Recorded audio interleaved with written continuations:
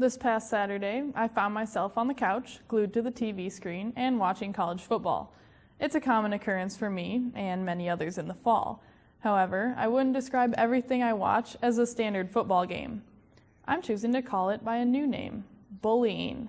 Society tells us that bullying is a significant problem these days. This past weekend, I witnessed bullying in Louisville, bullying at Ohio State, and bullying in Iowa. Now, if you didn't see or forgot the score of some of these games, let me refresh your memory.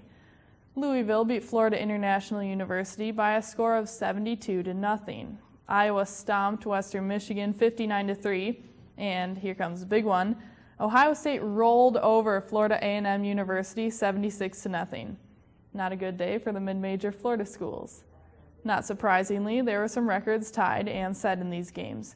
The most outrageous record from the weekend happened in Columbus, Ohio, where Ohio State's backup quarterback, Kenny Guyton, threw a school record 6 touchdowns in the first half. Starting QB Braxton Miller was out with a sprained MCL that he suffered in a game back on September 7th. I don't mean to sound like a wishy-washy, non-competitor, feel-good, everyone's a winner fan. I'm all for competition. I'm all for athletes going as hard as they can every play. But I'm also all for actual good games. I'm just curious what the upside is for these major programs scheduling these easy games.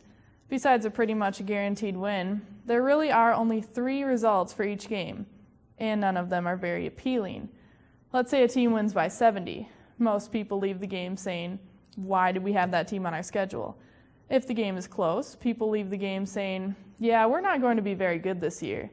And the final outcome, I like to call it the unimaginable, is when a large conference school loses to a small conference school, like USD beat in Minnesota 3 years ago, and someone usually loses his job.